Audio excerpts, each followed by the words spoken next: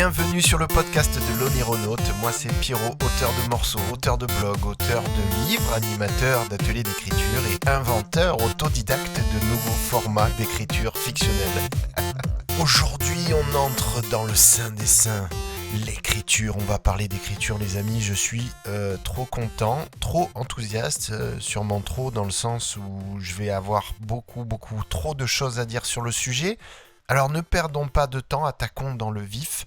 L'écriture est selon moi une méthode pour ranger ses idées, peut-être même la méthode pour ranger ses idées. J'en avais déjà parlé dans le premier podcast dédié à la thématique du rangement d'idées, parce que je pense que c'est possible de ranger ses idées. Je pense que c'est pas un fantasme, c'est humainement possible de mettre un petit peu d'ordre, dans le bon sens du terme, dans ce maelstrom incroyable de choses diverses et variées qu'on a dans la tête. Donc l'écriture comme méthode pour ranger ses idées, c'est dans le sens que si on a la capacité de sortir nos pensées de notre tête, on a la capacité d'avoir du recul. On a la capacité d'analyser cette pensée. Et on peut ensuite la ranger quelque part ou y associer d'autres idées qui vont permettre ensuite, dans une démarche un petit peu de catalogage ou de définition d'une certaine arborescence mentale, de retrouver cette belle idée. Et mine de rien, on n'a rien trouvé de mieux depuis l'invention de l'écriture pour sortir, extraire ces pensées de notre cerveau et ensuite pouvoir les partager, les échanger, les ranger, les classer, les améliorer et s'en servir ensuite pour créer de nouvelles idées. L'écriture, en fait, c'est le début de la fractale mathématique. C'est qu'une idée qui va pouvoir être écrite va pouvoir en composer d'autres, qui vont ensuite en composer de nouvelles. Et de ces nouvelles combinaisons vont naître encore de nouvelles idées. Enfin, c'est génial, j'adore.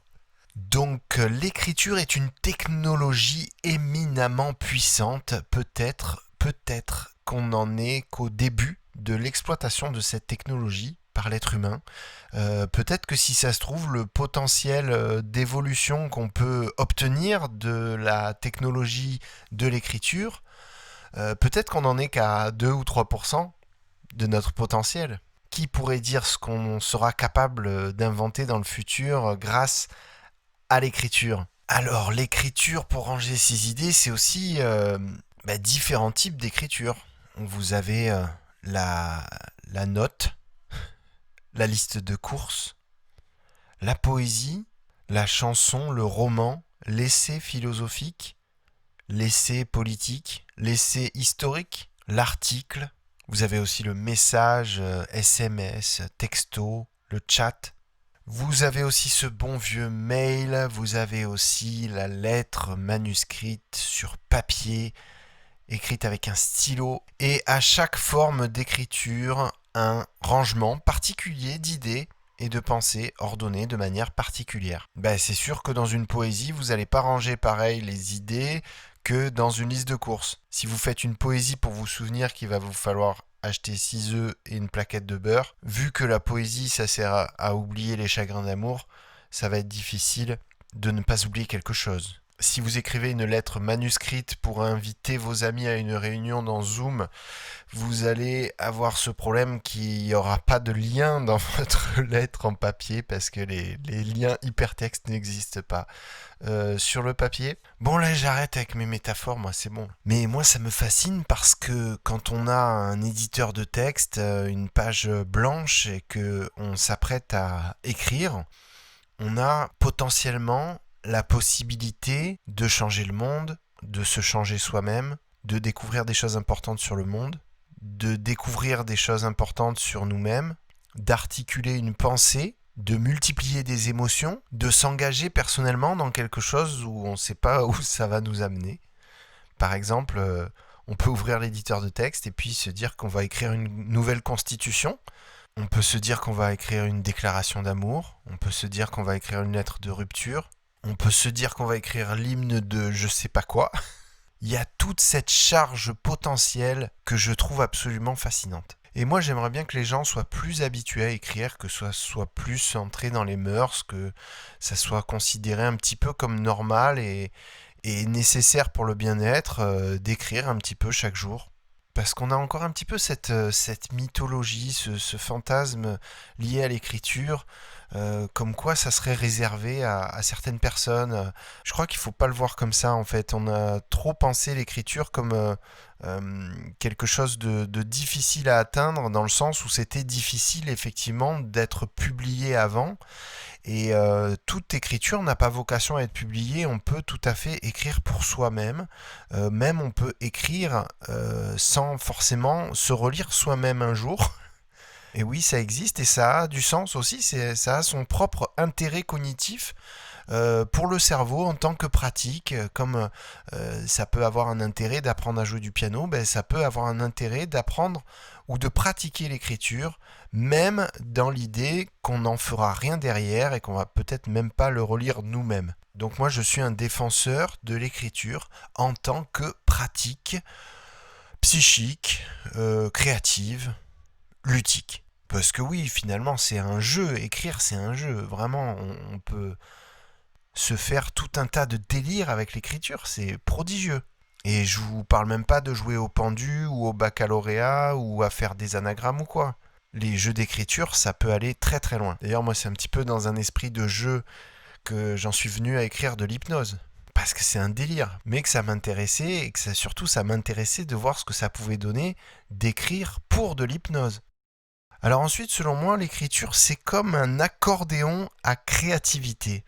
J'ai emprunté l'image de l'accordéon par rapport à cette idée d'appel d'air, comme un poumon duquel sortent les idées, qui seraient un peu les sons émis par l'accordéon, mais qui en même temps que ça sort, ça aspire des nouvelles idées à l'intérieur du cerveau. C'est-à-dire que le fait de sortir les idées, c'est comme un appel d'air mécanique qui amène de nouvelles idées. Ça fait comme une aération. Et c'est ça, c'est vraiment ce mouvement-là, cette dynamique-là, qui est hyper intéressante à capter. Parce que quand on a compris ça, en fait, on comprend vraiment l'utilité, l'essence de l'activité d'écrire. Même quand on écrit, je ne sais pas si vous avez pu en faire l'expérience de votre côté, si vous écrivez un petit peu ou quoi, mais on peut constater quand on écrit qu'on lit plus de la même manière, qu'on n'écoute plus de la même manière, qu'on regarde plus de la même manière. En fait, notre manière d'absorber les informations est un petit peu modifiée par le fait qu'on a cette porte de sortie des informations qu'est l'écriture. En fait, plus on se sort des choses de la tête par l'écriture, et mieux elles rentrent dans la tête, les nouvelles choses, les nouvelles données, les nouvelles informations, les nouveaux liens. Ensuite, l'écriture, selon moi, c'est pas seulement une excellente méthode pour organiser sa pensée, c'est aussi une excellente méthode pour sculpter cette pensée. Alors sculpter dans le sens agencer, affiner, peut-être élaguer, alléger, détailler, ajouter, développer, couper, coller, recoller.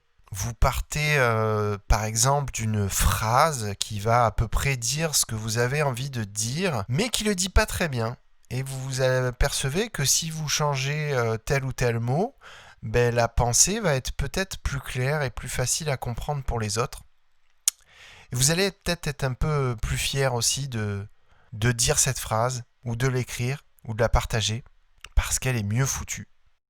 Et une phrase qui est mieux foutue, ben c'est comme n'importe quel véhicule censé aller vite, c'est-à-dire qu'il y a la notion d'aérodynamie qui va faire que la phrase qu'on a écrite va être plus ou moins efficace. Mais en tout cas, là aussi, les possibilités sont fantastiques et fascinantes parce que vraiment, avec 2-3 phrases, on peut transformer sa pensée, on peut s'amuser à dire le contraire, on peut s'amuser à développer, on peut imaginer une introduction pour cette pensée, pour cette idée. Parce que c'est sûr qu'un message qui a une introduction avant ou une mise en contexte va avoir un autre poids et va être peut-être plus facilement perçu par les autres. En fait, dans toute pensée, il y a du sens et il y a beaucoup à faire à jouer avec ce sens-là Et le meilleur outil qui soit pour jouer avec le sens, c'est l'écriture. L'écriture aussi au sens de la sculpture de la pensée. Enfin, je voulais vous parler de ma propre expérience de l'écriture. Alors, c'est un petit peu difficile parce que tout ce que j'ai obtenu dans ma vie professionnelle, c'est grâce à l'écriture. Quand j'avais une vingtaine d'années et que j'ai eu envie d'écrire du rap, j'ai été confronté à un problème assez évident qui était que ce que j'écrivais était vraiment, vraiment de la merde. Ce que j'écrivais, c'était pas satisfaisant et ça le faisait pas. Et à un moment donné, je me suis dit, mais vas-y, si tu as vraiment envie d'écrire, il faut mettre le paquet, il faut s'y mettre vraiment.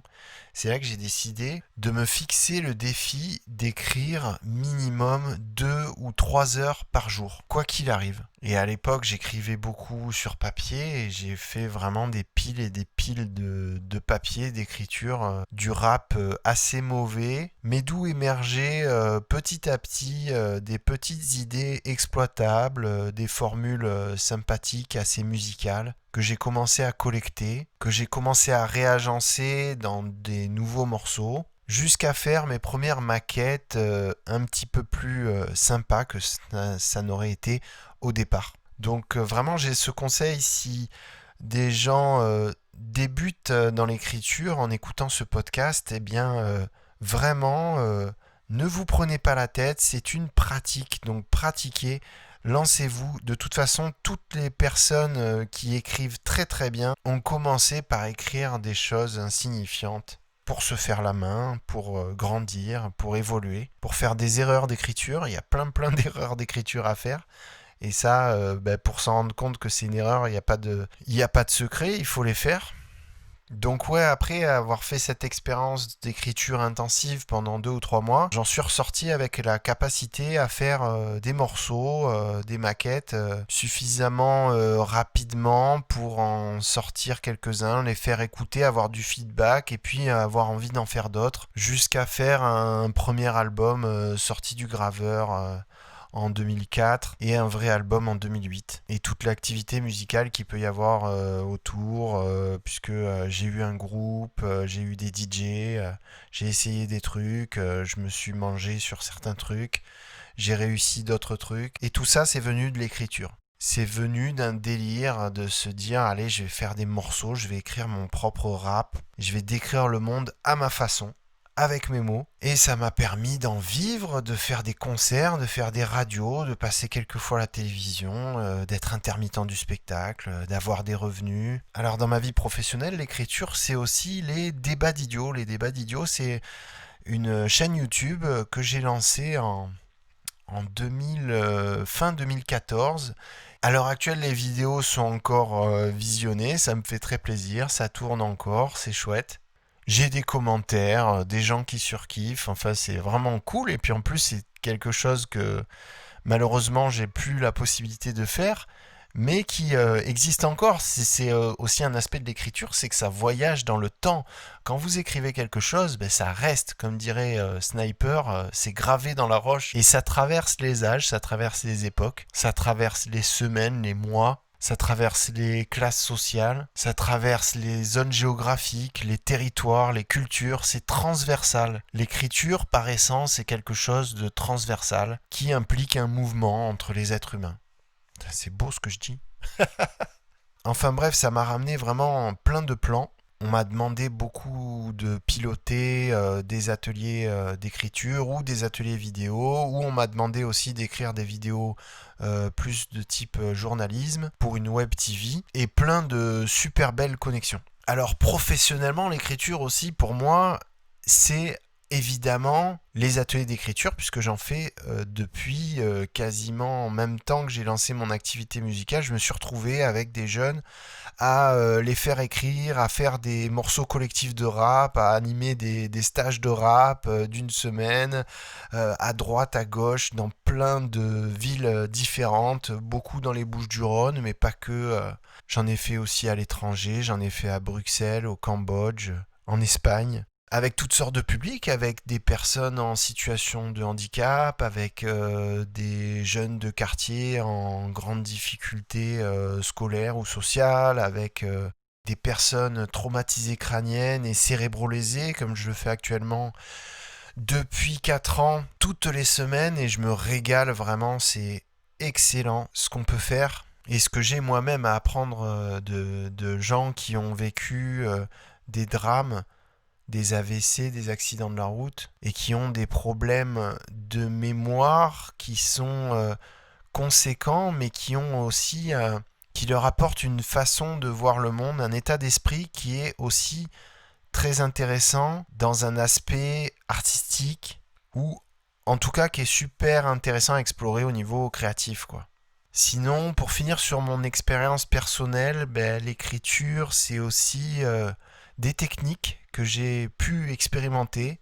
Alors, comme je vous racontais dans le précédent podcast, moi j'ai fait la méthode de Julia Cameron qui consiste à écrire tous les jours sans se relire et sans faire lire à personne ce qu'on écrit, de manière presque automatique et très créative, comme une friche, quoi, comme se sortir vraiment les idées de la tête. Donc j'ai fait ça pendant 1 an ou 2 et il m'arrive encore de faire cette technique. C'est très très productif. Ça apporte beaucoup à la qualité d'écriture qu'on peut trouver ensuite quand on écrit dans d'autres contextes. Et puis c'est un entraînement à l'écriture, parce que oui, l'écriture c'est aussi un geste, c'est un geste mental, c'est un espèce de mouvement de l'esprit qui gagne à être fait, refait, re-refait, à s'entraîner, à répéter. Une manière aussi d'arriver à prendre des bonnes habitudes et d'avoir des bons réflexes. Et dans les expériences plus personnelles que j'ai un petit peu inventées moi-même, même si on n'invente jamais rien, comme on dit, rien de secret, tout se transforme, n'est-ce pas? Donc moi, dans mes délires, j'avais fait à une époque, et j'en fais encore, c'est vraiment puissant, c'est des quatuors. Alors, les quatuors, comme son nom l'indique, c'est très très simple comme principe, c'est on prend un téléphone ou un chronomètre et on envoie de l'écriture pendant 4 heures. Et là, il n'y a pas d'histoire d'inspiration, de j'ai envie, j'ai pas envie, je suis motivé, je suis pas motivé, rien à foutre. Quand on a 4 heures pour écrire, on ne se pose pas ce genre de questions. On envoie, on balance. Si c'est bien ce qui sort, tant mieux. Si c'est pas bien, tant pis, on verra plus tard. De toute façon, c'est pas le but. Le but, c'est d'écrire, de produire et de prendre du plaisir à extraire sa pensée dans l'idée qu'on va le partager plus tard avec nos amis, les autres êtres humains. Donc un peu sur le même principe du quatuor, il m'est arrivé de faire des 10 ors. Là, ça demande quand même un peu plus d'organisation, parce qu'il faut être dispo pendant 10 heures d'affilée. Et j'ai dû en faire 2 ou 3 dans ma vie, des 10 heures. C'est absolument inoubliable. Moi, c'est vraiment des très très bons souvenirs. Ça fait partie de mes meilleurs moments de ma vie d'auteur, parce que quand on se plonge pendant 10 heures dans une pensée, dans une sculpture d'idées, dans une écriture fournie, on atteint des rives insoupçonnées de notre imaginaire. Et on s'en souvient, il y a un petit peu tout qui avance dans le cerveau dans ces moments-là. On fait avancer notre mémoire, on fait avancer notre compréhension, on fait avancer notre capacité d'expression. C'est ultra, ultra puissant. J'adore. Mais bon, c'est très rare de pouvoir. Et puis, si vous le sentez un jour, voilà, préparez-vous dans votre tête à le faire. Organisez-vous pour pouvoir le faire. Achetez-vous de quoi grignoter. Je vous conseille par exemple des fruits secs, des trucs un petit peu faciles à manger, histoire de pas vous faire une coupure repas, parce que sinon c'est plus trop les 10 heures d'affilée. Et puis des trucs à boire en même temps, jus de fruits, eau, pour pas se déshydrater non plus. Et après, mais là je vais pas rentrer dans les détails, j'ai aussi tout un tas de techniques d'écriture ou d'essais que je peux faire, d'écrire d'une certaine manière, ou d'écrire sur certains thèmes. Et puis après, il y a aussi un aspect de l'écriture pour moi qui va être dans la manière dont je vais classer ça dans mon disque dur, parce que je vais nommer certains fichiers, certains dossiers, pardon, je vais nommer réflexion, organisation, où je vais nommer des thématiques. Si je vais écrire sur l'écologie, sur des trucs de société, ben, je vais aussi avoir un certain classement. Et puis les classements, comme tout, ça s'écrit, ça se fait avec créativité, avec inventivité. Et ouais, une arborescence de disque dur, ça peut avoir de la gueule, ça peut être plus ou moins efficace, mais il n'y a pas que l'efficacité aussi, il y a l'aspect esthétique, parce que l'aspect esthétique va pouvoir, dans une certaine mesure, aider la mémoire à s'y retrouver. Et ça, c'est un peu le but quand même, moi je trouve.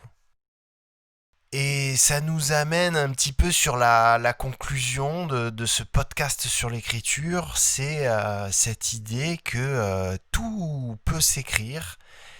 On peut utiliser une version augmentée du langage dans plein de petites occasions insoupçonnées. Je sais pas, quand vous faites par exemple une recherche Google, eh bien, le fait d'écrire un mot plutôt qu'un autre, ou d'écrire une phrase dans un sens plutôt que dans un autre, va vous permettre de tomber sur une source d'information que vous n'auriez pas trouvé si vous n'aviez pas fait ce petit effort d'agencement de votre pensée, ce petit effort d'écriture.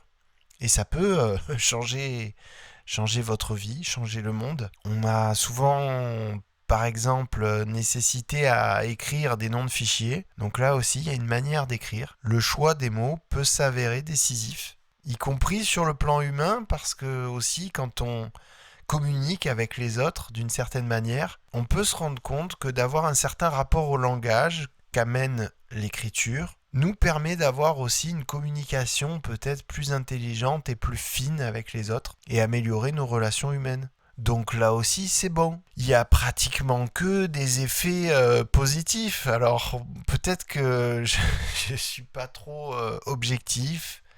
Peut-être que c'est mon rapport à l'écriture qui est comme ça. Mais moi, j'ai tendance à penser que l'écriture est un levier pour d'autres mondes ou un monde meilleur dans lequel on peut évoluer dans plus de lucidité et peut-être plus d'intelligence. Vive l'écriture en tout cas!